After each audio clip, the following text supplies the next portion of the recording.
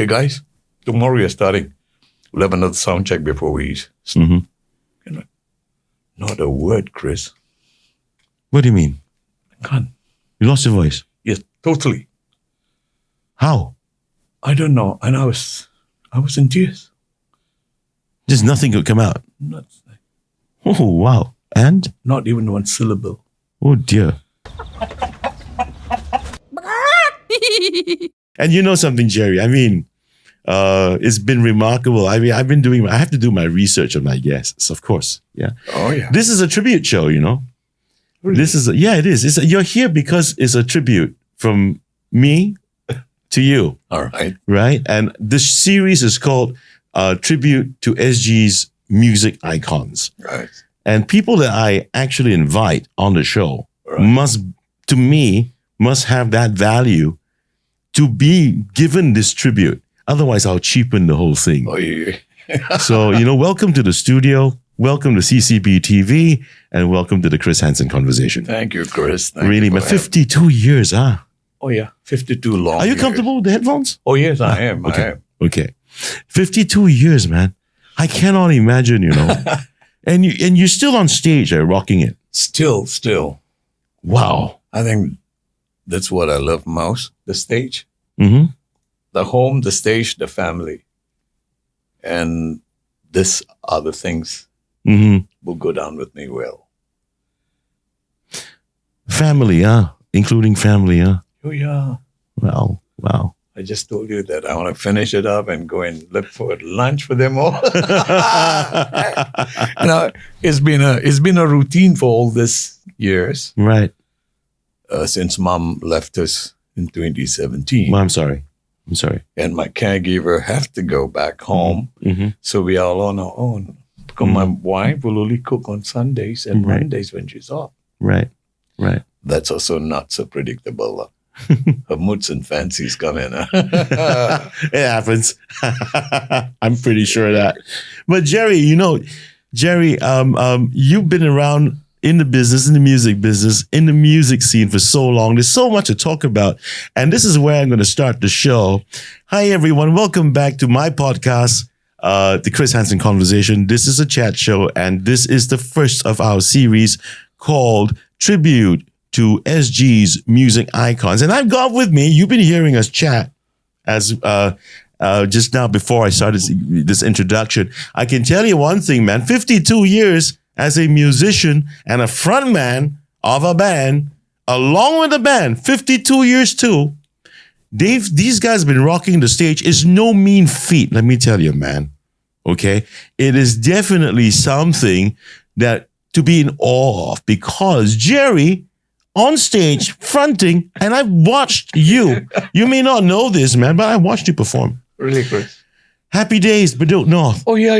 Bedok Central. Right. Yeah, Happy Days. I was there, and I saw you and the band perform. Yeah. And I'm asking myself this question. How the heck does someone get on stage, belt the whole night, the whole damn night, for 52 years? Yeah. How do you hold that up? Well, Chris, I think it's a gift from God. Mm-hmm. And I treat the stage very sacred. I don't abuse the stage at all. And me and my guys, many a times, will get into prayers before we go on stage. Wow. That has been the routine. Wow. Though the boys have not the same faith as what I am, but they get Everyone. together, yeah. And that has been going on. Right. And I think the stage plays a very vital role beside my family. And I can only say one thing, Chris. I thank God for giving me the strength, the energy, Mm-hmm. being there with me when I need him most. Never a day I will say I'm not well to go on stage. Mm-hmm. Always there. Always there. And always still able to just belt and still belting it out. Yeah. Because the stuff that you guys do, man, I mean, there are lots of belting going on, man. Yeah, we do. It's a cross-sectional repertoire. Uh-huh. Well, we do the 60s, 70s, 80s, and 90s. Mm-hmm. and a little bit on the modern era, but we roughly like to do on that angle because we have been labeled legendary rock and roll band of Singapore. Right. So I keep to that, and that's how it all started. Mm-hmm. So you stay within the genre of the rock and roll band genre. Yeah, Chris. Okay. So Jerry, if I want to ask you the question, I really want to ask you the question, and I'd like to, in your own words, can you tell everyone who is Jerry Fernandez? All right. I'm Jerry Fernandez. Born to a family of 7. I'm the eldest. Married to my beloved wife, Mary Ann Olivero. Got 2 boys. That's Robin Lee Fernandez and Jeremy Lee Fernandez. Both are married. And I'm happy to be a grandpa of 2 little ones. Mm-hmm. That's Raiden and Rena. So I'm just gifted with my 2 beautiful daughter-in-laws. And I love them much. And I'm a no-nonsense man anyway. Home is home. Prayers are prayers. Church is church. Come to music. Music is music. That's how I've been running my whole life. I must say that I never really did work in the office. Never did. I don't know what is it like. I've been having the freedom to express myself because that's music. And that's what I love. Can I ask, I'd like to ask you this, based on what you've just said, there's a separation between family, stage, and faith. Yes. Right? Yes. Being in the business of so many years, how many people do you know in the music business that has kept so much like you to the faith, whichever religion they may observe, and separate them from music? Because being in the music business, a lot of people seem to have this, let me use this term then, very fairly, misconception that, hey, if you're a muso, you drink, you smoke, you womanize, you don't care about religion, you do all kinds of bullshit. How am I right to say that is a misconception generally across the board for musos? Yes, it is a misconception. Not every musician indulge in all the things, all the vices mentioned. No, there are many that I know of straight. Okay, and you're saying that generally across the board, just speaking about those of us here in Singapore, right? Musos, we are not the type of people that people always think maybe have this perception, right? That, hey, you guys do and all that kind of stuff. Oh, talking about that, Chris, I got to draw your attention way back. Yeah. All right, this happened to us in 1974, when I came back after our performances from Karachi, Pakistan. I was there. Okay. And we were performing one night at the National Stadium, the old National Stadium. There is a place called Tilted Tankard. Tilted Tankard, okay. And we are the band. We came back and we were assigned to the contract of 6 months over there. We were performing on the very first set. Second set, all of a sudden, the police, plain clothes, walked in, switched on the lights bright and told us to stay where we are, and took us away. Took you guys away? What do you mean? Arrested you guys? Yeah, arrested all of us. Handcuffed? No handcuff. But just took you away in a van? We were all in our outfits, man. Can you imagine? Okay. We're in our outfits and we're looking at one another. And I said, yeah, we got to go. So the police officer was kind in his words. All the plain clothes, we didn't even know who they are. Right. We were brought to Pearl's Hill. Okay. Kept there. CID, Pearl's Hill, the old one, yeah. And we went through the procedures of giving our reports, all about to do with, are you involved in, are you this, are you that? Right. You see? The thing is, when they were watching the band, I think I was a bit going here. They think, you guys must be high. Must be high. But after all the tests and all the thing, we were released in the morning. if I remember, 8 o'clock in the morning.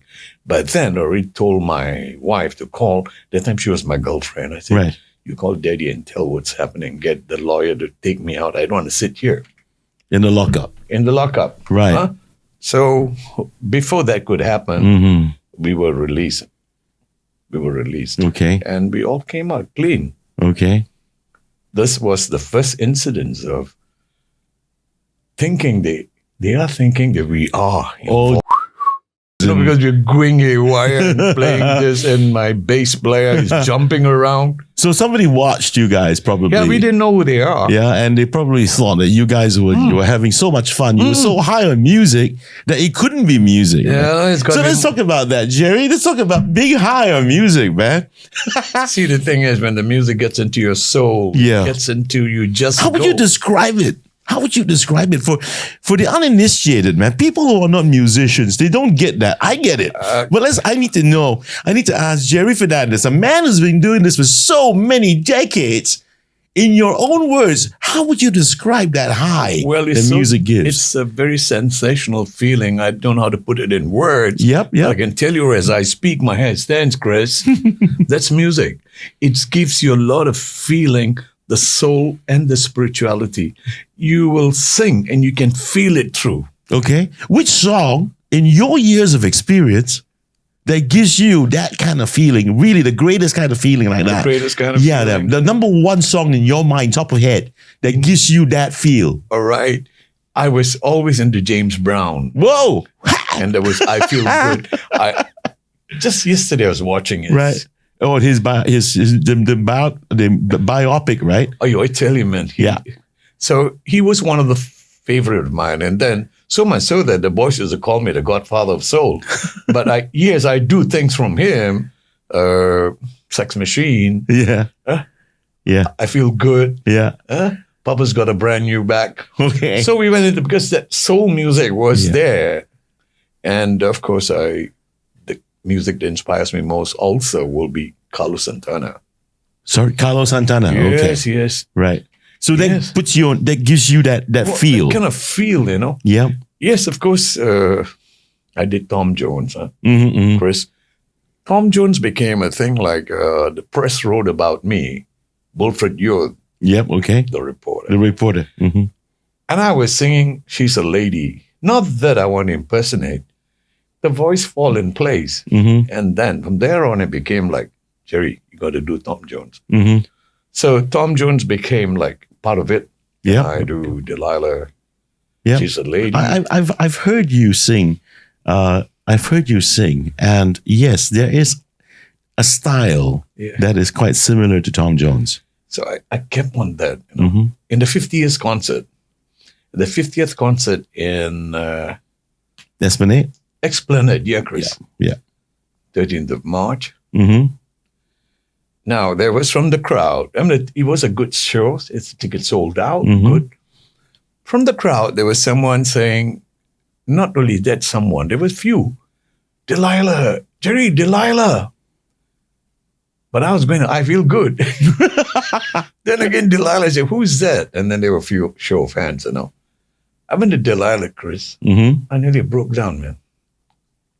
It was so emotional for me because I know this has been always the case. In every shows that we do, Delilah will come into place. Mm-hmm. It's not in my set repertoire. But people will ask people. her. Always. So Mm-hmm. I just do it. La. Mm-hmm. And that really, really, really hits me, man. You know, I just love, and I want to deliver it to the best light. So these are some of the things that I really enjoy. And not a day that I don't say I don't enjoy it. So music is the addiction. Yes, music is my And it's a addiction. clean, decent Oh, addiction. yeah. And you know, I want to understand, for Jerry Fernandez, when did this all start? When did you realize that you have, let's talk about the love for music. all When did right. you realize you had this? Yeah, this is going back when I was 11-year-old. 11, okay. Chris, when I was 11-year-old, when I'm from St. Joseph's Junior, Okay. Which was St. Michael's, right? we At were the time. sharing the same building. St. Michael's, St. Joseph Jr. Okay. So when I was in primary 3, Teacher's Day, so I went on stage to sing. 9 years old. Okay. And I was singing Little Ship Keeps Sailing and Ramona. Not knowing who the artist, but my class, we have a band. A little band, That's not full band. Right. Bongo, ukulele, and guitar, all and we were doing it. Simple setup. Yeah. Simple. Yeah. And we were doing and I loved to sing. And we went on. And at the age of 11, of course, I was taken in to be an altar boy with the Redemptorist Monastery, better known as the Novena Church. Yeah. I was actually spotted by the late Father P.J. O'Neill.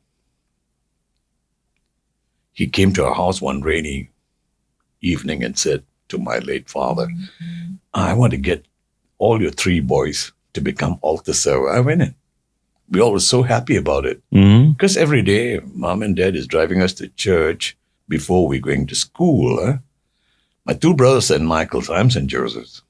So from there, I started to do the altar serve duties. Those days, 6 o'clock was the morning mass. So went on. Then one day, the late Brother Kashmir said, Jerry, I wanted to go up to the choir loft. Come with me. I went up to the choir loft and Brother said, hey, sing. I said, you sing, I follow, And he was singing He. Oh. He was singing He. He, the hymn, He. The hymn, He. He's a good guitarist, Then I sang, and then he said, hey, I'm going to tell our lady conductor that you're going to be in the choir. So I started singing the choir. Started singing from the choir, went on. And then went to secondary school, right? So from that particular age, right about 23, Chris, I was serving the church. Until 23. Until 23, national service, and yet I'm serving. Sing in the choir and then doing the stuff. And then it happens that secondary 3, Sec 3 in SGI, I had a band called The Idols. The Idols. Okay. We formed this band, all the classmates, Beside myself was Albert Lewis on drum, Victor Yo on rhythm guitar, Josh Bailey on guitar, lead guitar, Stuart Allison on bass, Carl Ambrose on keyboards. Organ, those days not keyboards. The term is organist. Yeah. What year was this? 1967. Wow, I wasn't even born yet, man. 67, Chris. So we were just... This is SGI, right? SGI. Yeah. Okay. So I told them, I said, hey guys, we're going to take part in the contest. There's a soul competition organized by Sanyo, Malaysia. They met it. I went to take the application form. Soul. It's a soul competition. Wow. Soul. Wow. Oh, boy. So I said, come, let's take part. And yeah, we took part. Without our parents knowing it. Without the school knowing it. Would your parents and the school give you issues about this at the time? My mom and dad were not so too keen about all this. Really? School was very strict. Brother Patrick, our director, and the late Mr. Terrence area. Terrence area?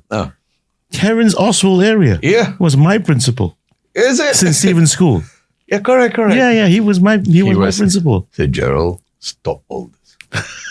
Is that right? And then what happened, Chris, this is the best part. We went for the audition at the, what is this building now? Great Well. Okay. Now it's Great World City. Great World City, yeah. Great World. There was back the old Great World. The old Great World. There was a nightclub called Flamingo Nightclub. Okay. That's where the auditions and all the subsequent rounds going to be conducted. Okay. Went for the audition, we went through. And they went through. So we went into the final. The final was held at the National Theatre. We won. Oh. And we got $500 as a prize. Did your folks ever find out? Yeah, they found out after the papers came out about it. Oh, that was really.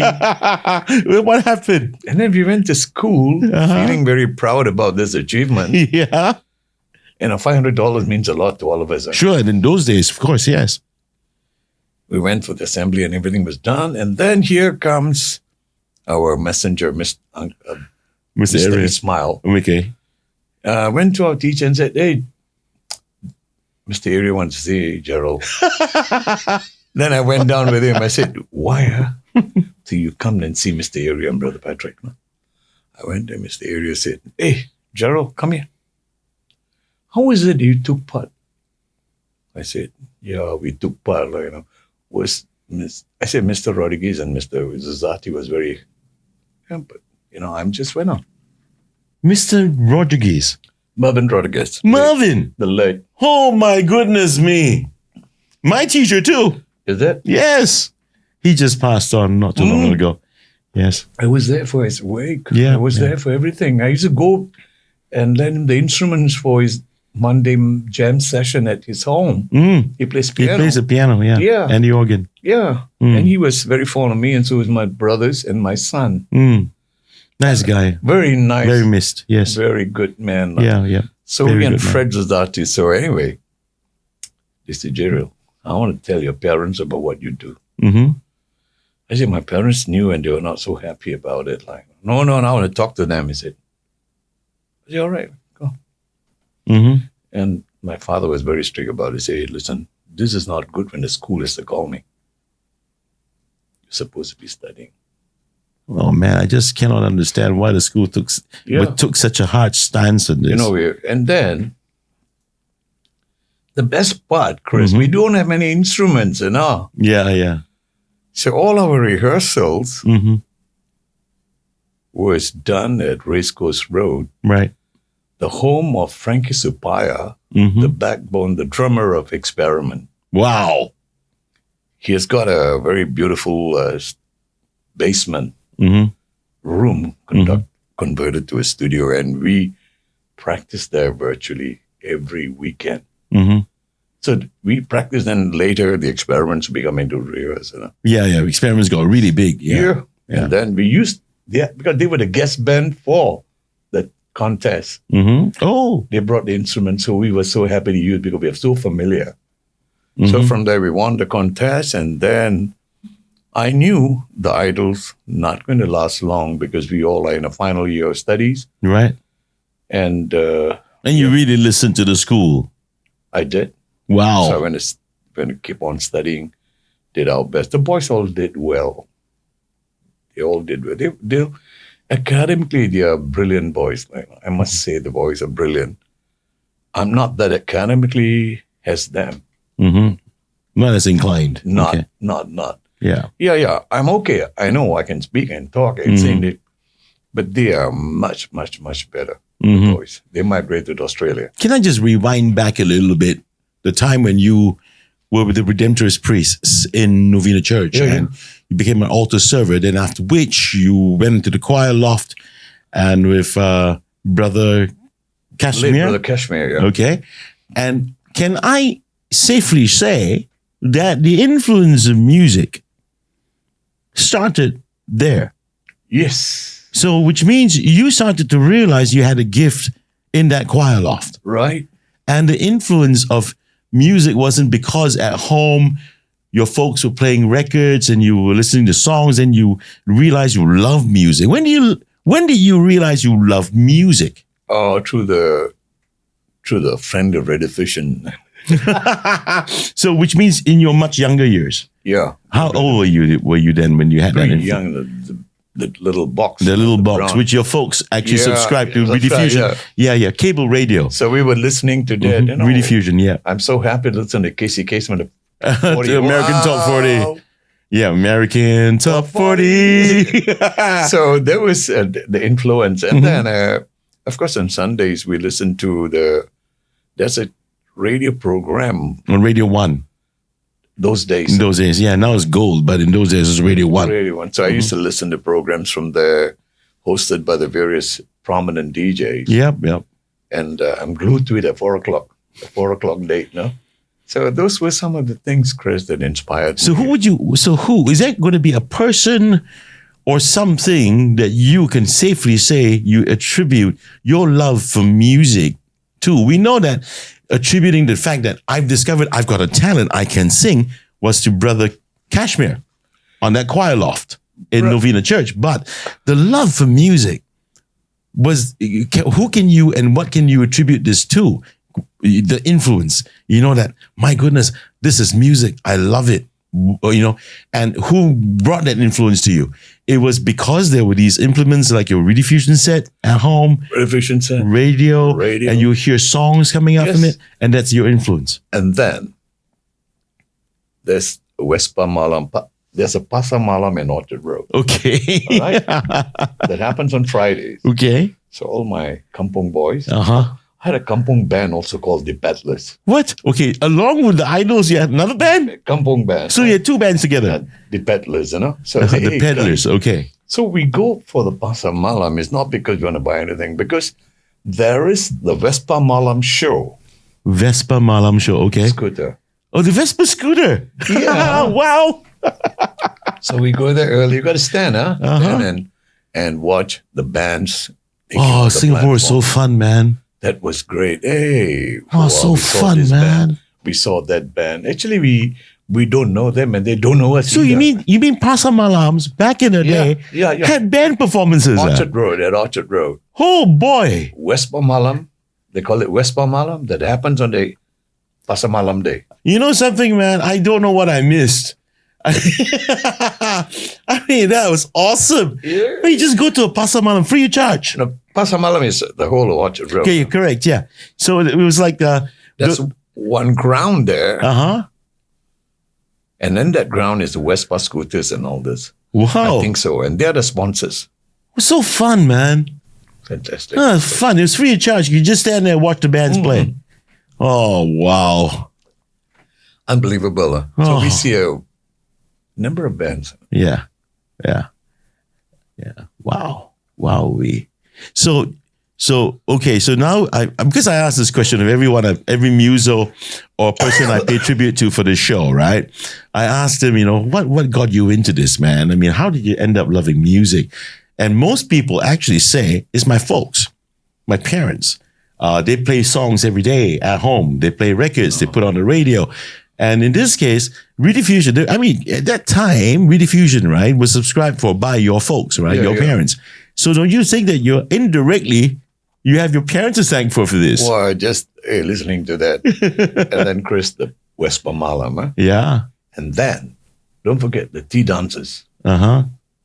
every Sunday. Okay, you had tea dances. Watch the Yeah. band. Oh, Yeah. okay, this band. That was influence. Yeah.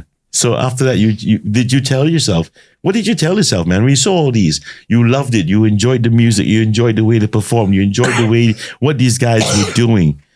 And then They were influence anyway. And then did you tell yourself that I'm going to do this? Yes.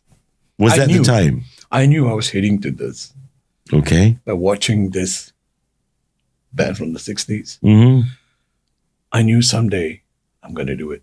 So I told the members of the Idols, I will go into this. Okay. So I went in. And the Idols broke up because they didn't want to go into music full time. Because they have to go into University and stuff. career world and Yeah. all this. So Yeah. we have to go separate ways. Mm-hmm. After our last performance at the Sea Dragon. Okay, so wait. There's a little gap there. So SGI, you guys from SGI formed the band, won the contest, the Sanyo contest, the Soul contest. And then you ended up coming back to school, and then principal got to know about this, and you were discouraged from it, and you really listened, and you didn't get play anymore. But somehow the Idols had gigs. Yeah. On the quiet, we were playing. Okay, so you didn't really listen. You guys were still playing. Idols played. Okay, all right. And our parents would say, well, just go and play and get $5 each, is it? And then you got a second band at the same time, Yeah. the Peddlers. The Peddlers were all my neighborhood boys. Right. So you were playing for two bands in different places. Also gigging with the peddlers, right? Peddlers were more for, we used to do a lot of camp, the British camps. Ah, I see. We also did tea dances. Right. We also did house parties. Right. all. But the idols were more for club work, just one or twice. That's all. Kai, can you bring up the volume for Jerry, please, a little bit? Why? No, because you're kind of far from the mic. I need to pick you up. Yeah. Okay. They're top already. Okay, it's at the top. Okay. Right. Thanks, Kai. So, Jerry, I'm just going to go on. So you realize you had the potential. You got the two bands. You guys were gigging. And that was like, okay, 50 plus years back. Right? Now, did you think, what was the Jerry Fernandez you wanted to mold yourself into? And did you, in your mind, succeeded at that? As a performer, as an entertainer? Yes, I think. You had an idea? Yes, I knew at a very early age as I was going into this. Of course, Chris, this business is an up and down thing, Right. You can crumple. And if you don't have the guts and you don't have the confidence, you don't have the determination, you said, that's enough. But I went on, in spite of being arrested in Bangkok. Oh, no, that's a story. Yeah. Okay. Please don't miss out on that one. I want to hear all about right. We were arrested in Bangkok because we did not have the work permit. Proper work permit. I thought so. Okay.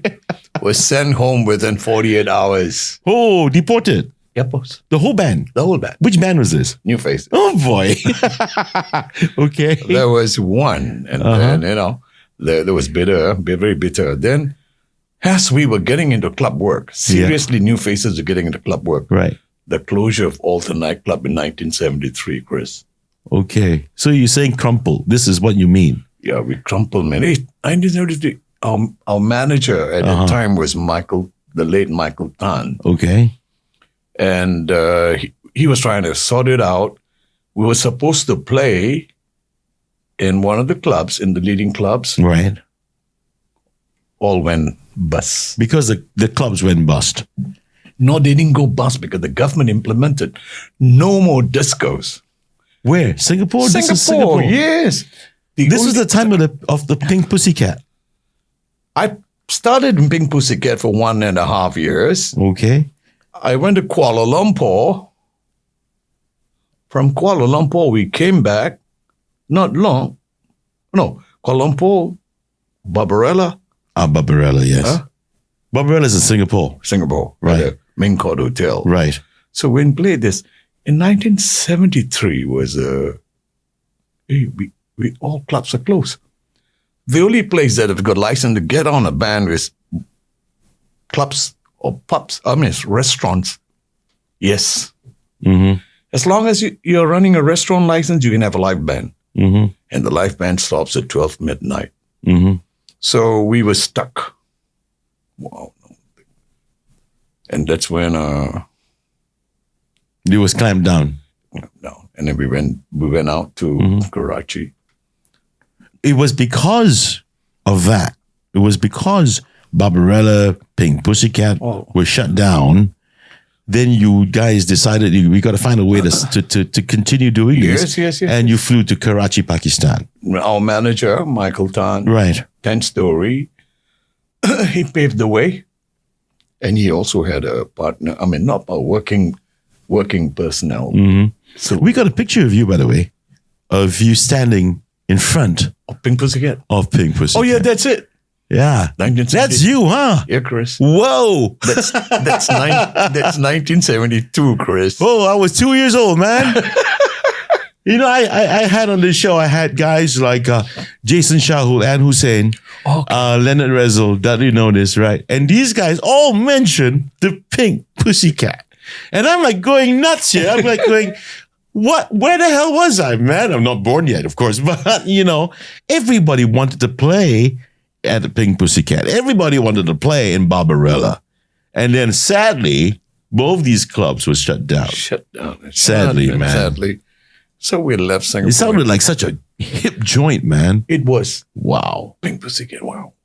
Yeah. Umbrella. Yeah, I keep hearing the stories about these places, man. It was nice to be there at that point of time, and we were very happy to just go there and do what we're supposed to do, you know? Yeah. Yeah. Okay. So now I know what Jerry did was to make sure that you and the band, Neu Faces, which I've yet to discover how that happened, Neu Faces that is, decided that, listen, no matter what happens, we got to find a way to just continue doing what we love with your manager, which is Michael Tan, that came up with the idea, let's go to Karachi, let's play there in Karachi, right? Now let's talk about Neu Faces. The band has been around for how long? 52 years as well? Yes, right. So hang on. Jerry has been around 52 years. Jerry started with the Idols and then the Peddlers. So what, Neu Faces, when was that formed? All right, Chris. That was formed way back in 1969 tail end. 1969. Okay. What happened was when Idols and Peddlers were no longer in existence. Yep. I still go and visit Michael Tan, the late Michael Tan in Sliggy Road. Right. So his office is called 10 Story. 10 Story is a room like this, slightly bigger, for jamming and all this. Right. So Michael said, Jerry, I want to form a band. Form a band for you. I said, Mike, yeah. In that process, there was a band called Milky Way Electric Guitar Band. Wow. What a name. What a name. Sounds like an ice cream. So they were looking for a singer to complement English song. Right. But they were playing Chinese songs. Yes. Okay. So no wonder Milky Way. Jerry, why not you join this band, you know? Yeah. I said, hey, Mike, you know, I don't mind, but, you know, see what you're playing. He said, you just do your English stuff. Right. So I went there and I rehearsed and then I got into the job. The boys were nice. Up to today, I'm still in touch with them. Right. And I told them a time came after Chinese Chamber of Commerce. We did a gig there with this band. And I said, hey, I have to leave this band. Why? Because I want to form my own band. Okay. So Thomas wasn't too pleased with it. He was the leader of the band. Right. So from that band, I knew there's one potential guy that is Aseng, or better known as Ricky. Okay. Saying, would you like to join me, you know? Because I may want to form another band. At that point in time, we were playing at Shindig nightclub. Shindig. In Dublin. The names are so amazing, man. in Dublin Road, you know? Yeah. And Aseng was quite game to join. I went back to Michael and said, Mike, I'm leaving. I told him I'm leaving, blah, blah, blah. Okay. So we started on, and then slowly we got one member after another. So it was Aseng, Ricky, then came Francis Ho, who was coming to Singapore on the 3rd of June. Oh, okay. You mean he emigrated somewhere? Right. Then comes Osman. Osman is already in Singapore. He's from Australia. He's here because we're giving a bash. Right. On the 4th, we all are getting together. Right. So this is the original members of Neu Faces. Original, yeah. Okay. Then there is Henry, the late Henry Tam, who passed away, the keyboardist. Elmi Tahir is a drummer. Yeah, we've all just members. Right. How many pieces is this? I failed to count just now. Okay. Myself, Francis, Ricky, Osman, Elmi. 5 piece. And Henry, 6. A 6 piece. This is the band, and then we called it Neu Faces. Right. Why Neu Faces with a U? Because it started with a W, right? Yes. It's N-E-W. N-E-W first, at first. So that's how we felt, okay. Because there was nothing, you know, every day we am changing members, auditioning, looking for members. So I decided, okay, we go as Neu Faces. You know? Neu Faces, and then we hit the road. The first professional job was in Pink Pussycat. We went on that for 1.5 years. But you know, so why is it everyone that I've spoken with from your era tell me so much about this place that they want to play there? What's the reason for that? Dudley, known as, says because all the big bands were playing there, man. and to play the Pink Pussycat. It's as if you've just been given an award, That's how it feels like to me. Pink Pussycat had some of the brilliant bands and musicians that worked there. Yeah. So my band, Neu Faces, we took over from the band called Top Cats, and they were really top. Top Cats, okay. So we took over from there, and then, there was no turning back. No, but the thing is that the reason, same reasons Dudley has said, that you guys also wanted to play the Pink Pussycat? No, I have nothing. What's wrong with it? I mean, what's so good about the place? What happened? It's happening, Chris. Mm-hmm. The term is happening. Mm-hmm. It's crowded. It's back. You got the white guys and local guys, and it's just going, from 9 till 4 in the morning. Wow, every band. So I was actually, not that I wanted to go to Pink Pussycat. No. I went to Pink Pussycat because I went there just to check it out. And the entertainment manager there was Alfonso Sousa. Oh my goodness. Hey, Alfonso, shout out to you again. Because every time I have someone from that era, your name comes up. You started with Jason because Gingerbread, Alfonso took care of Gingerbread. Right. Yeah. So I was like, Alfonso, Jerry, you've got a band. I said, God, because Pink Pussycat looking for a band. Yeah. He was an entertainment manager in Pink Pussycat. He was actually in charge of entertainment and also the sound and lights and whatever. Wow. Okay. Everything and anything has got to do with the entertainment in the place. He's a graduate from all this kind of studies, So he's my senior schoolmate anyway. Mm-hmm. He was with Naomi and the boys, right? Yes. So we went for the audition. Mm-hmm. On the third song, I said, okay, it's done. So we started there. It's not that I wanted to go to Pink Pussycat. It's just by chance I went there. Right. But to me, it's like if a band back then had played at the Pink Pussycat, it was like a badge of honor somehow. If you play along the Orchard Road strip, it's an honor. Okay. Pink Pussycat, Barbarella, Tropicana. The pub, Tropicana. So these are the places that if you get in, hey, look, I'm someone. Okay. We are someone. Wow. So fun, man. So darn fun. So damn good. Yeah. And then after that, they were all shut down. Wow. Ouch. Okay. So let's get from there then. Neu Faces, they ended up in Karachi. How was it like? It's a world of difference. Because from Bangkok, we got arrested and sent home. Yeah. From there to Karachi was a different thing. Karachi was, wow, and we were all dressed in suit, Right. We were flying on Pan American. Pan Am. Wow. So the minute we landed in Karachi, I said, what damn hot. So at the time, I was accompanied by Odi Ng. Okay, I don't know who's that. He's accompanying. He was the band leader of Silver Strings. Okay, Silver Strings, band leader. All right. So I said, what damn hot. So but Michael told us, keep on with your suit. You got to impress. This is a big hotel. Which hotel was this? Metropole Hotel. The Metropole, okay. Okay, if you look at Metropole, you're looking at the same facade, or maybe as the old Raffles Hotel here in Singapore. It's a colonial-looking style. Very colonial. Right. So we landed and everything was given good treatment and stuff like that.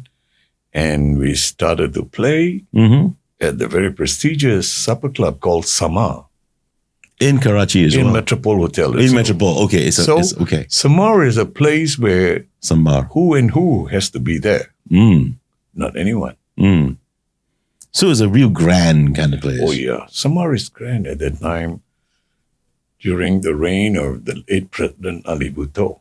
This was during President Ali Bhutto's time. Yeah, and then Benazir Bhutto's father. Benazir's father. I met her when she was a young girl. Yes. Oh, wow. And the one she got married to Asif Zadari. We know Asif before he got married to Benazir.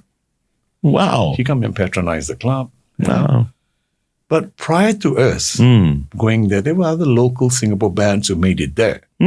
Oh yes. So when the bars and clubs started shutting down or were made to shut down back in the day, Pink Pussycat, Barbarella, all gone. Singapore bands had problems then. Of course. Not just you guys, of course, across the board, right? Like, where do we play now? Yeah. So most of these guys took the opportunity to travel out to Singapore. Some of them are lucky, not everybody. Okay. Some So the lucky ones like you guys. we were lucky, and we went on, and immediately after finishing our term, Yeah. we were booked to National Stadium at the Tilted Tankard. Okay. Okay. And then from there was no turning back, Chris. Mm. We went on and on and on, and then So how long were you in Karachi? 6.5 months. Okay. 6.5 months. There's not a bad stretch. It's quite a... Yeah. Mhm. And after Karachi, what do you guys do? From Karachi, we came back to Singapore, Mhm. and we were performing at the National Stadium, Wait a second. National Stadium. the old National Stadium. Yeah, the old one, but Tucked in there okay. That is was the National Stadium restaurant. Oh, did we have one? Oh, yeah. The restaurant plus Tilted Tankard. Wait, Tilted Tankard had always been in the National Stadium, you mean? Within the complex of the restaurant. Okay. So Tilted Tankard was where you, in your early years with the Idols, No, Idols I did not. wait, hang on. Where I lost you along the way. Tilted Tankard, you guys had a contract at the Tilted Tankard, right? When you were younger. No, did not. No. Okay. When we were younger, not as New Faces, Right, yeah. we, as the Idols, Yes. we were only doing relief at the Sea Dragon. Oh, the Sea Dragon. Okay, I'm sorry. I got mixed up. Okay. So let me get back to the current story. Tilted Tankard is located within a national stadium. Yes. Yeah. Okay. And you guys got a gig there. Yes, we had our gig there. How is it at that time, these places like the Tilted Tankard was never shut down? Because it was running as an operation, restaurant operations. Right. So they were not merely a pub or a disco, restaurant. Okay. So they were not stereotyped. No, they were a restaurant, and then they could have a band. Yeah. The band has to play the Tilted Tankard and play at the restaurant. Right. So they can have the license, but the lights are not supposed to be dim. Oh, really? Yeah, that's a. Oh, crap. Oh, You mean yeah. there was rules like that? The lights got to be certain percentage of lighting. Oh man, and back in the day, back in the time, Jerry, when I'm starting to feel like, oh wow, those are great years, man. But then again, when the people really wanted to rock it out, then we have the rules that stopped you from rocking out. And today I want people to rock out. No one wants to rock out, man. You know what I mean? The long hair trend. Yeah. I wanted to ask you about that. Oh. The rules about long hair. Did you have long hair then? Very. And did you get in trouble for that? Yeah, we did. Okay, what kind of trouble, man? We wanted to cut our hair Warned by the cops. by the authorities. Okay. Which authority would this be? The cops, right? The cops. Huh? Yeah, okay. So they told you guys to cut your hair. Everyone had long hair in the band, and you guys didn't. We had long hair. Did you cut your hair? I cut. You cut it, Sure. My goodness. So you guys listened and cut your hair. Because we were in a contract. Yeah. We were told to do. And we went on. Oh boy. There was a picture I found of the band and you at the hands of a barber. Oh, yeah. This one. There you go. All right. Okay. What's the story there, man? This is the second batch of boys.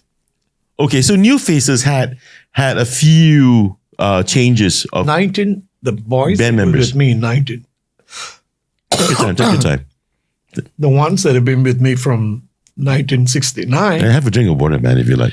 Finish, man. Oh, finished. Yeah. Okay. This is the second set, Hey, Kai, could you just step over for a bit and just maybe just grab a quick water for him, please? Yeah, thanks so much, man. Okay. I know the camera is still set on me. Yay! We're not taking a break here because I think I got to get Jerry another glass of water. So, Or I really need it. so Kai rules have gone out kindly to get him water. So let's continue talking though. Though the camera is set on me. So it's basically, long hair was an issue. Lights cannot be dimmed. And then you guys, oh my goodness gracious me, when you have people, there's so much love to entertain people. And you got stuck with all those crazy rules. I don't want to mention the D word on air because you know why? For the audience, you ought to know this as well. Because some algorithm picks up the D word and then after which the show might not be able to be aired for some strange reason. Okay, so let's just call it this. If I ever use the term, I'm going to use the term the D word. Okay. Yeah, you know what I mean. So it's because of the D word that the authorities came down pretty hard on this, right? Because there was a kind of a epidemic going around. A campaign. Long hair will be served last. Long hair is one thing, but long hair is also associated with people involved in underworld activities, or right? Basically, they look at musicians having long hair. Is it because of your musician, or is it because of there were issues with that D word? You know what I mean? Yeah. And of course, as well, any other underworld secret society involvement. So that's the reason why these guys were just basically across the board, broad strokes, and say, if you got long hair, we will recognize you or suspect you to be one of these kind of people. Yeah. Yeah? Yeah. So, but it's so sad, man. When I think about this, I mean, that's the reason why the Rolling Stones took so many years to come to Singapore. Rolling Stones, and I believe Keith Richards didn't want to cut his hair. I believe Kitaro. Yeah. He's coming anyway now, but he did come, but he had to lob off his hair. Yeah. And Eric Clapton, when he was here, he was told he can't play one particular song. You know what I mean? Yeah. I just think, I don't know. Okay, granted, back in the day, Singapore is still a very young nation. It is. It was, yeah. We're still young though now, but definitely back then we were very, very, very young. But let's go back to that picture again. Kai, can we put that picture up again? Now, this would have been a great way to say, see, we don't have long hair. No, there's a story to it. Yeah, what's the story? Okay, this is the second batch of boys. Mm-hmm. Now, the first batch of boys. The Neu Faces. The Neu Faces. We were heading to Kuala Lumpur to play at the Tomorrow Disco. Right. That's a place everyone got to be there. Okay, Tomorrow Disco. Yeah, tomorrow. So we had a contract. Of course, it was handled by Michael Tan, the late Michael Tan. Right, your manager, yeah. And all So we went there. And before that, we thought we have to create an identity. Just mere music is not going to bring us any far. Let's do something creative. Mm-hmm. So the thing came up. We got to go bald. Okay. Shave bald. Okay. From long hair to bald. We did it. The first one to shave bald was the drummer Raymond Rene Francis. Okay. And then followed by all of us. You guys all decided to do that except hairstyle. There's one reluctance. And the late Henry. Okay. You're a pianist. Yeah. I said, hey, Henry, let's do it. So we did it. Mm-hmm. Went to Kuala Lumpur. It was a big, big hit, Chris. Okay, that hairstyle is like a genie, man. It's like Aladdin, man. Because we have the pigtail. Yeah. We had a pigtail, and every day before we start, we put all that up. Mm-hmm. Didn't you guys get in trouble for that look? No. At that time, Chris, when we were in Kuala Lumpur at that particular period of time, there was a massive hunt for Botat Chin, the gangster, the wanted one or something like that. Okay, his name is Botat Chin. They call him. And we were coinciding with a press report ball, So it was like, wow, this is happening. Anyway, we were doing well. Mm-hmm. We just took over from the Flybaits. Right. Wow. So we went on there, and then we kept this ball gimmick. Mm-hmm. In the midst of the ball gimmick, we came back to Singapore. Mm-hmm. We were booked at the Oasis nightclub. Okay. Oasis nightclub, and I agreed that we will play at a club. Yeah, but with that same hairstyle. With the same hairstyle, but different deal. But I noticed in that picture, there's a girl in the band. That happened, Chris. I'm coming to the story. Okay. We went down to Oasis and we did our stint there, and then there was a change of personalities in the band. That was 1977. Okay. So with the changes came that picture that you just saw. Yeah. Yeah. And we had a girl singer there, Yeah. Female lead, huh? Linda Chong. So we were getting into Imperial Hotel then Okay. with this new badge. Right. We want to create the same identity, and then we went for it. But this identity, after Imperial, we went to Taiwan Wow. and Japan. Wow. And we did our own. In Hong Kong, we did a TV show, a 30-minute special TV show. Wow, you guys managed to get to travel to these countries to perform. You mean you had contracts? We had all the connections. Okay, Audi also played a very important role here. Mm-hmm. I was trying. So we went to Hong Kong, the RTV station. Mm-hmm. The RTV, yeah. They got us to do this TV show. Wow. They were like, wow, just ball. So how many? Okay, that was the second batch of band members for Neu Faces. Second batch. So the band, the Neu Faces, have lasted all these years because the band survived, but the members have always changed. We had a change of 23 members in all. Oh boy. Oh wow. 23 members. My goodness. But still maintaining the band brand. Yeah. I am responsible for this. Mm-hmm. The beautiful thing is, all these members who came, they lasted for a long time, Chris. Okay. The current band, the current lineup of boys is longer still. Right. The longest was my drummer, Mokhtar Hassan, who's not well now. He's on a wheelchair. He's been with me for 35 long years. Wow. So most of the band members from the very get-go, from the beginning and through the years, left mostly generally because, okay, I'm moving on. I've done enough. Yes. Okay, I'm moving on in life. Yes. Okay. And then, of course, you replace these guys and continue the legacy of the band. Yeah. Wow. I continued everything. I told them, the time will come when you have to go. Mm-hmm. And you go. When you go, I feel sad, but I will always keep you all in my relationship. I'll never discard you all away. So I served the boys well, Chris. I tell you, not one single member have I let them down. I was there in time of their needs. Yeah. They are grateful to that, and I'm very grateful. Mm-hmm. Mm-hmm. It was proven in my 45th anniversary of the band. Right. When we played it at Esplanade at the recital, the boys came down when they flew, man. The former members. They flew. The older members from before. The older members, they came. They came. Did they jam with you guys? Only one. Francis jammed with us on Johnny Be Good. He played, instead of guitar solo, he played the saxophone solo. Wow. I said, Francis, go for it. I just won. The rest of the members were not prepared. Mm-hmm.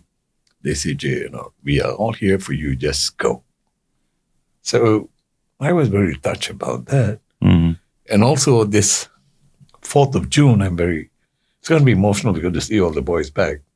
What's happening on the 4th of June? 4th of June, we are meeting because Francis wants to come to Singapore and meet all of us. Right. So I told Osman from Australia, Osman flew in here. Elmi is already in Indonesia, Batam. He's coming in. And I saying, all of us will meet for a lunch. It's not so much of the lunch, Chris. It's so much about being together. But the particular moment, then, the little magic of emotion will grip me. I'm pretty sure it will. It's It's not easy. I ran the band with a lot of feeling. I can feel the pulses of all the members of the band. Yeah, they've grown older than me, but I still treat them well. Yeah, because there's so many cherished memories, man. It goes way, way back. And you guys, the current Neu Faces, Jerry the Neu Faces had this performance for Big Kill. Oh, yeah. I've been at the Picture Theater, Performance Theater. Mm-hmm. I've been with them since December 13, 2013. 13 December 2013 till today. Okay. And what do you do there? I'm a producer for the shows. Mm-hmm. I'm a compare. And we are the main act. Mm-hmm. Or shall I say we are the act. Right. Then I got all our fellow musicians. Mm-hmm. Whoever I can help, whoever is suitable, come on board. Okay. So in every show, there'll be ourselves and two others. Right. Right. So wow. So that is really what you've been doing now for the last 11 years, huh? Yeah. You wrote a book, To Be a Rock and Not to Roll. Oh, man, yes. that is like Led Zeppelin, Stairway to Heaven, man. To be a rock and not to roll. There you go. Actually, before we settled on this particular title, we had The Impossible Dream. Okay. The Impossible Dream, and we had 3 changes in the book cover and the title. Okay. So finally, we went for To Be a Rock but Not to Roll. Mm-hmm. And that was written, the first 23 pages was written by me. Okay. So my publisher, whom I know very well, my senior schoolmate, Mr. Gomez, Douglas Gomez, said, Jerry, look, we must get professional writers. You got to sing, you got to write. No, you will, Yeah. So he spread words around, and we got Robert Constancio. Right. So Robert came on board, and he was so happy because I've never written a book on a musician or a band. So neither. So this is your biography. Of course, yeah. Right. It's a story of you.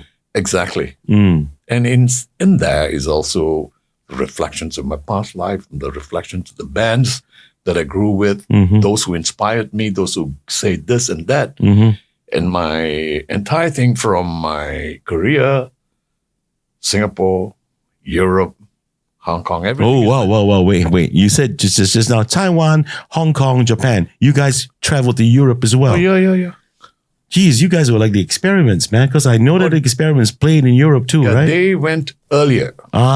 Those guys were hot, man, back then. They went there earlier. I mean, of course, the earliest Singapore band, as a band, was the all-girl band called the Teepees. Well, I never heard of them, the Teepees. The Teepees were the first band to pave the way for local Singapore acts. Where? In Europe. Whoa, were they? Yeah. The Teepees? They were there for more than 10 years. Oh, wow. And then came Experiments, the Adapters. The Adapters, okay. Bandidos. Danny Coe. Danny Coe, yes. Then I think it's ourselves. Oh. Yeah. Okay. Roses, how about Roses or Sausalito? They were just a duo. Yeah, Moses and Chris. Moses and Chris. Yeah. They never been there. I see. Okay. Only Via, they really want that work on the grounds of the European continents that are covering Austria, Finland, Switzerland. Oh, boy.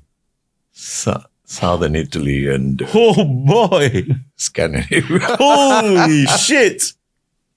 Man, I'd kill to do that, man. So you guys really had a lot of fun, huh? We had a lot of fun. We had a lot of experiences. We facing a lot of challenges because, every place that we go, the repertoire change. Yeah. The people. The different tastes. And we got to work hard on that. Yeah. We got to keep pounding. And, those are the things that it's a challenge. But that brought the band so much closer. Yeah. Because you guys had to work together, so you got to get tight as a band to be able to recognize your demographics, the people you need to perform for. Yes. Yeah, my goodness. So we were lucky, Chris. We're lucky, and we had a chance to be with the Platters. Jennifer Rush. Jennifer Rush. That was in the 80s. Yes. My goodness. Running up that hill. Oh, no, then at that time, her song was Ring of Fire. Okay. And then there comes another prominent performer, the Neu Faces of England, UK.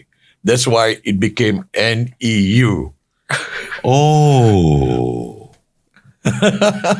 Oh, so you guys were recognized in the UK, is it? And then we were recognized in Europe, and we wanted to change it because we are appearing with the Neu Faces, and Charles McKay, the leader, is saying, "Oh, you got Neu Faces, you know." And I thought, so when we had these changes, we printed T-shirt and all this. Quickly, we went into recording, and we were offered to record in Malay with Polygram, which we did. Mm-hmm. We emphasized is NEU. Okay, so you guys did an album or a few? Muka Baru 1. Okay. We're supposed to do the second one. Muka Baru, New Face. So we were supposed to do the second album, but I did tell the authorities at Polygram that, I have to travel, Uh-huh. If I do that, can I just take it off from here? Mm-hmm. They agreed. And they bought all the songs anyway. They bought all the songs. Right. So that was the Malay album. And then, I did my latest was the 2 songs to coincide with the 50th anniversary. Right. And it was written by me. Right, the 2 originals. Yeah, originals. Okay. How did the original came by is because I wrote it during the COVID.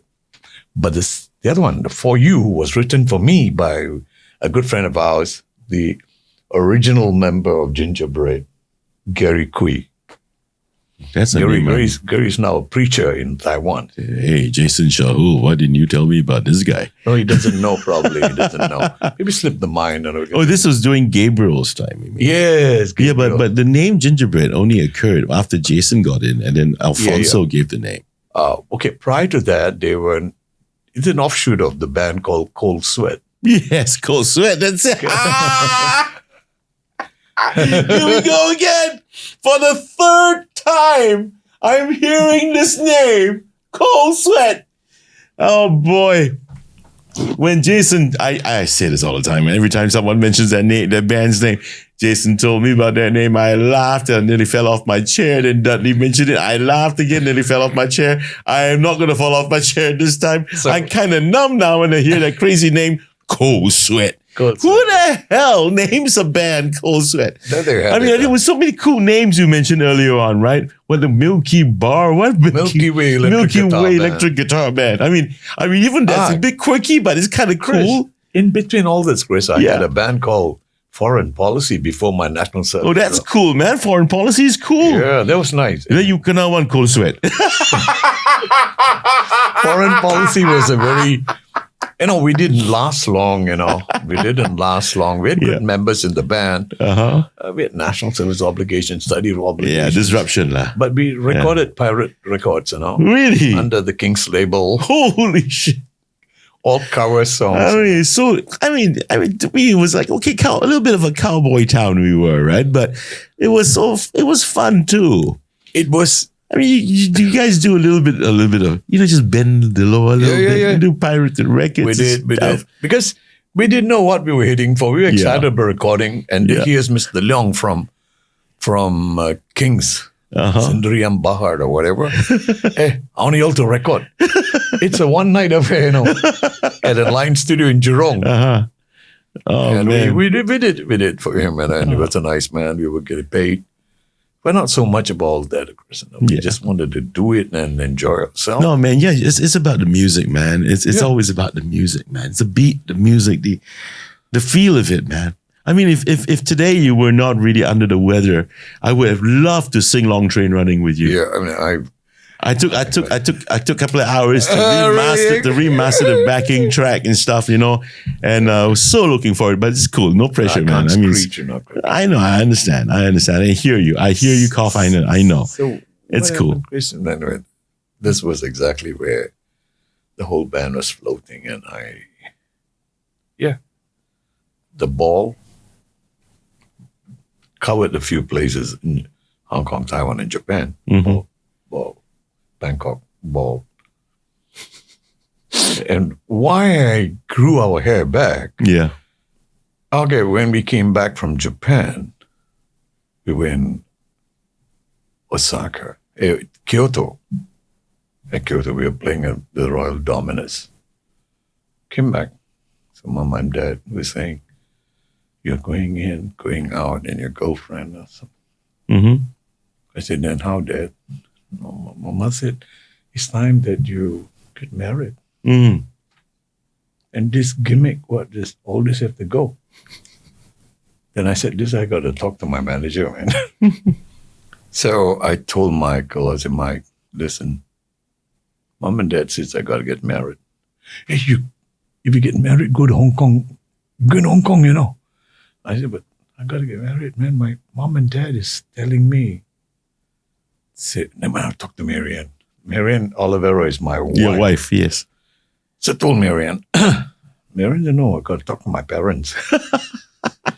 And I've been, so I said, Like he hasn't proposed to me yet, No, you never. It's just that my mom or dad's idea, hey, you get Cyril and Ivy to come here. That's Who? my in-laws. Right. Okay. So when they say, Dad, Mom, my parents want to see you. And I said, Cyril, they've been going along for how many years? Do you know how many years? Yeah, they got to get married. Mm-hmm. They have got to get married, okay? Mm-hmm. They're going to get engagement done this May 26th. Mm-hmm. Engagement, those days, engagement. Mm-hmm. Engagement. And 1 year from there, he'll get married. 1979, he will get married. That will give him enough time to grow his hair.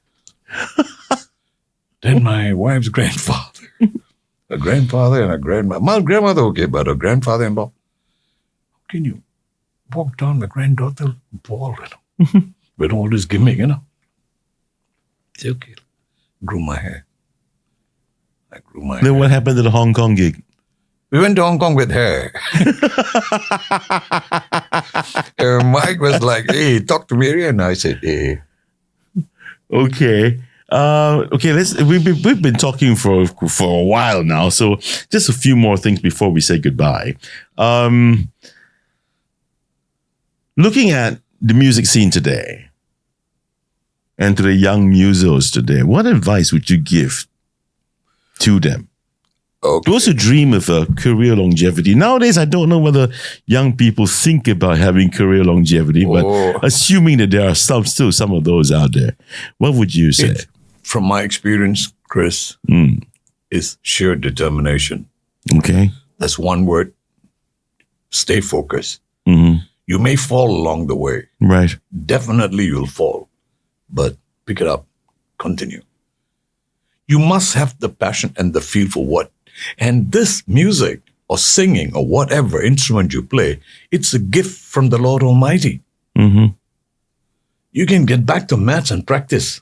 You can practice any other writing in English, essays and whatever. You can do that. But don't come and tell me music can be done in the same manner. Mm-hmm. No way. Okay. It is a gift. It's a spiritual gift. At the time of your birth, the Lord has destined what you will be like. You're right. Then if you be one. Mm-hmm. Like you, the late Rolling Stones drummer, Mm-hmm. right? Mm-hmm. He's a lawyer, Yep. but he's playing drums. Yep. Hey, man. The Stones, man. Yeah. Sticky fingers, dude. Rolling Stones. I tell you, I always feel very elevated when I read about people's background and Yeah.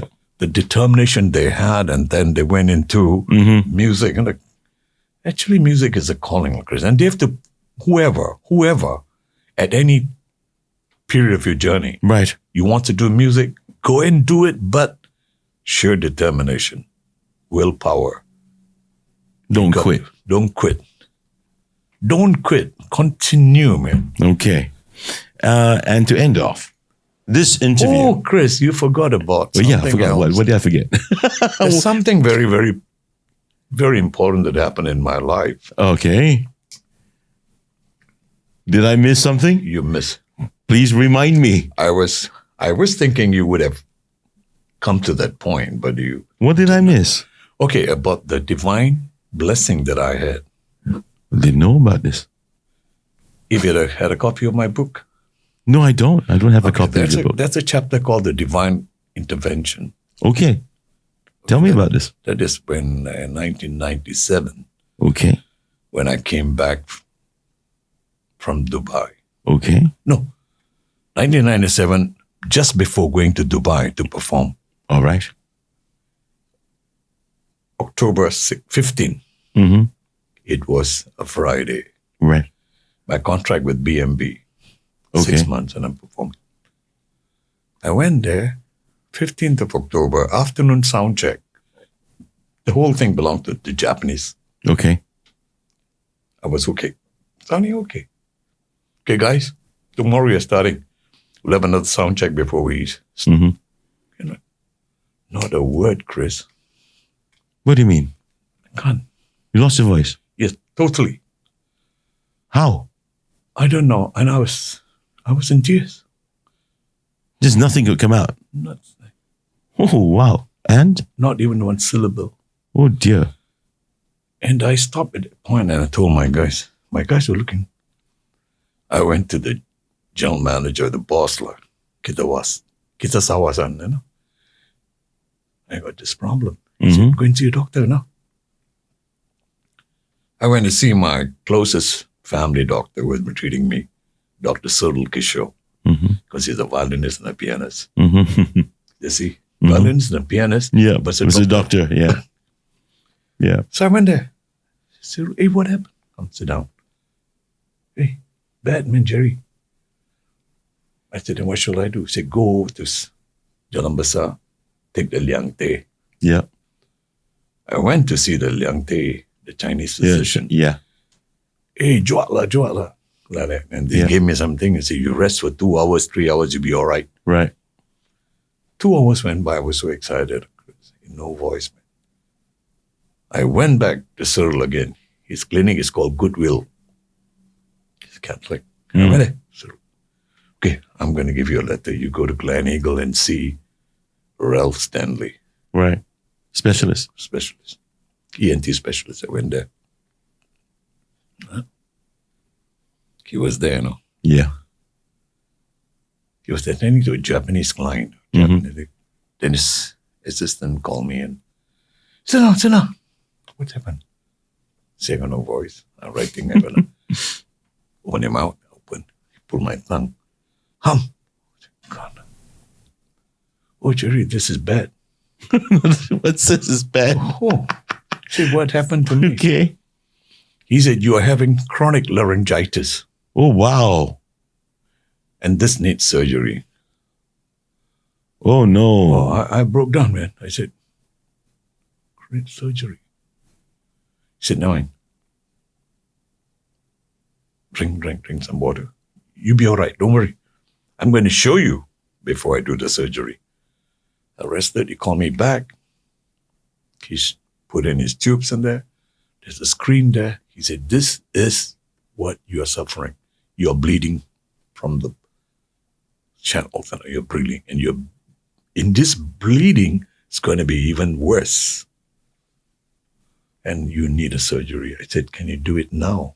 He said, I can. But you're not going to sing for the next 6 months. Huh? I said, ouch. I got my 2 boys in school. Mm. And they said, no, mate, you have to do. Say, I'm willing to do the surgery. Go, get dressed, and come back and lie down there. He put everything up. So do you want me to put you to sleep? I said, no, I want to see what you're doing.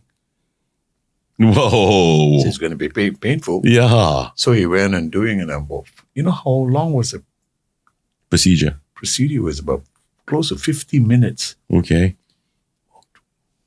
I can see everything, Chris. Finish. A bit knocked out, like, you know. Mm-hmm. They prescribe everything, and then the gauge and everything, and then all the medication. Said, you're not going to sing. I'm going to give you a testimonial, a letter, and this X-ray. Mm-hmm. I went straight to the Japanese boss and said, oh, I can't sing for 6 months. I said, never mind. You take care. we'll get a substitute to sing in. So that's what happened. So that was scenario. Yeah. There was Thursday, Friday, and Saturday. And normally I and my wife and my 2 boys will attend the novena, but they are altar service there too. Right. They went and they came back and they said, Dad, there's a healing priest. I said, where? St. Michael's Church? Oh, we should go there. I drove. Well, went to St. Michael's Church, Chris. Well, look at the people that there. So many, you know, when you are wanting and you feel so rejected. I said, both of you go and check it out. They went, Dad, a lot of people that, why not you come back tomorrow? What's happening tomorrow? There's a special prayer session healing for those children taking the exams. Right. I said, okay. What time? 4:00. I came alone, Chris. I drove. I went there at 2:45. Okay. 2:45, Chris. I parked the church, inside the church compound and I walk up. Because St. Michael's Church, the sacristy is on top, you know. Okay. And I saw this figure. This must be the priest. I called him. He came. I said, Father, I can't sing. And I need to sing. Come. And he started to pray over Pray over you. Okay. Well, Chris, he prayed. When he spoke to me, Chris, the tone is different. His tone of voice is different. Okay. When he started to put his hand on my... Go ahead. And he said, you will sing like the choirs of angels. And his hands were trembling, man. And I'm crying. I'm crying. He hugged me. He said, you came in faith. I said, thank you, Father. No, you don't thank me. You thank the one above. I came so far. I thought, Chris, I might as well attend the healing service. I managed to get the fourth pew. From the front. One, and then sat down. I was in prayers like Chris, you know, come what may, just praying. I was crying also because, you know, my sons, all the fees and whatever. Yeah. Responsibilities. Yeah. Then the service started. There was Father with his everything. And Father Vincent Lim was there at the time. Okay. I started. Offertory. At the offertory, Chris, I sang. Oh, wow. Chris. Just so for everyone to know, this is a Catholic service or Catholic Mass, okay? And there are different segments of the Mass. And this is what Jerry's referring to. Yes. In case for those who are not Catholic. Yeah. So at that point of the offertory and I was singing, Chris, I stood up while the rest are kneeling down. I didn't realize what I was doing. Okay. I just knew I want to be with the Lord up there and tell me where I could go wrong. Stand up and I sang. Okay. And the voice, from there came one prison warden before. Yeah. Jerry, the Holy Spirit's within you. And so was the rest, you know. And I just sang. Then you got your voice back. At that point. So it was quite miraculous. It is. Blessed are you, Lord God of all creation. Thanks to your goodness. I can imagine. I didn't want to deny that of Jesus. Yeah. I know he's up there. He has given me the lease of life. But this is what I love most. And you went back to singing after that? You went back to the Japanese guy? No, I went back home, Chris. Opened the door. My sister said, you're talking. Okay. And my wife said, and my mom said, hey. Then I told myself, I go tonight to the club. The boys were saying, Jerry, don't stretch. You go back home. You take your rest first. We need you. 17th of January. The opening of the new NTUC club called The Celebration. Right. So I said, all right. So who was helping me? Dixie Fernandez. You know, Mel's brother. Mel's brother. Yeah, Gypsy. Gypsy, as it In the band Gypsy. So this was one miraculous thing. So Robert Consencio, my writer, and my publisher, Douglas, said, Jerry, this has to be done. Put it in the book. They call it the divine intervention. Ah. I said, all right, if this is, I said, Jerry, this will be good. And to me, it was good because the believers or non-believers, you better read it and try and understand. I'm not here to evangelize anyone. Sure. But telling you the experience, the journey that I went through when can you imagine, my doctors had given me medication. Yeah. I wouldn't want to go and tell them, look, I'm cured. Yeah. But, well, your sons did you a favor. They told you about Robin and Jeremy did me a favor. And man. you went for the healing mass. You were prayed over and all that. I mean, I'm Catholic, and I can completely relate to what you're saying. Okay, everyone. This is Jerry said this is a secular show, but it's his story and his story to tell. And I'm happy for you, man, that that there was this divine intervention and you managed to get back to singing after that, right? I did. And life went on as smoothly as it possibly could, right? Exactly. Yeah. This interview is a tribute to your incredible career. And on behalf of the Singaporeans that really care about our music, thank you so much, Jerry. And thank you also, please extend our thanks to the Neu Faces, the boys in the Neu Faces. From 52 years ago till today, we thank you guys, all of you who are part and parcel of the Neu Faces. Yeah. These are guys.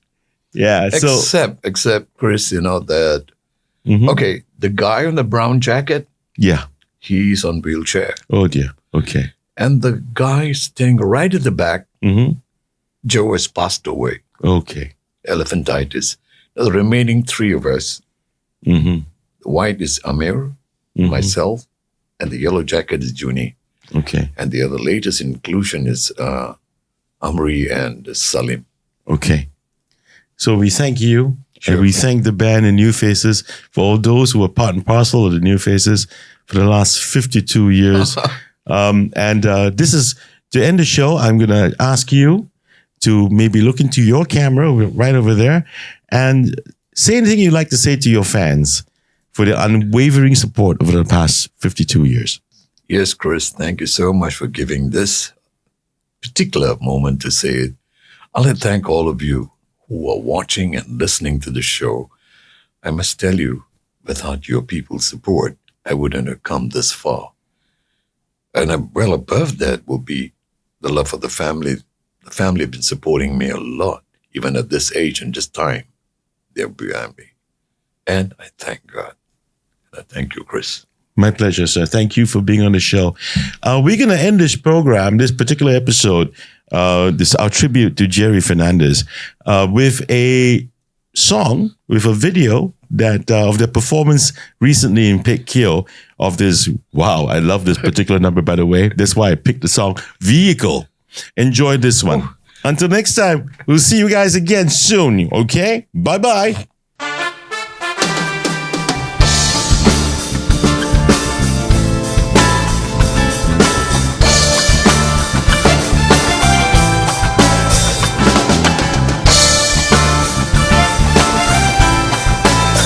Hey, I'm a friendly stranger on the black sedan, up inside my car. We can scan me, I'm the love of the man, take it to the nearest star.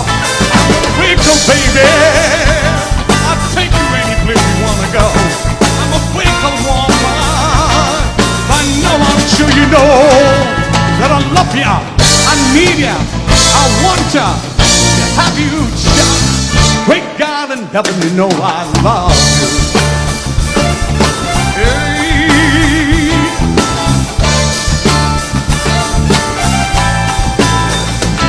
If you wanna be a movie star, I'll take you to the Hollywood. If you wanna be just like you are, I think you really should. I'm a vehicle, baby, I'll take you any place you wanna go. Vehicle woman, by now I'm sure you know that I love ya, I need ya, I want ya, to have have you, child. Great God in heaven, you know I love you. Hey, you know I do. On guitar, Brother Sully.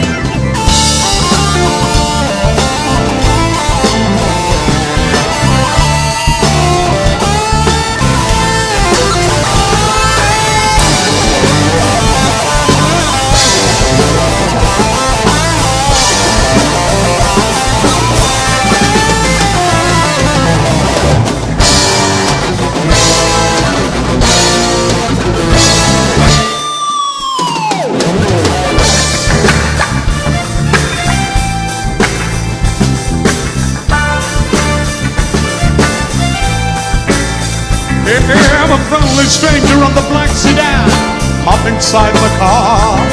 Got featured scanty, I'm a lovable man, take it to the nearest star. I'm a vehicle, baby, I'll take you any place you wanna go. I'm a vehicle, but by now I'm sure you know that I love ya, I need ya, want ya, to have you, child. Great God in heaven, you know I love you. Hey, you know I do. But I love ya, need ya, want ya, happy oh, great God in heaven, you know I love you.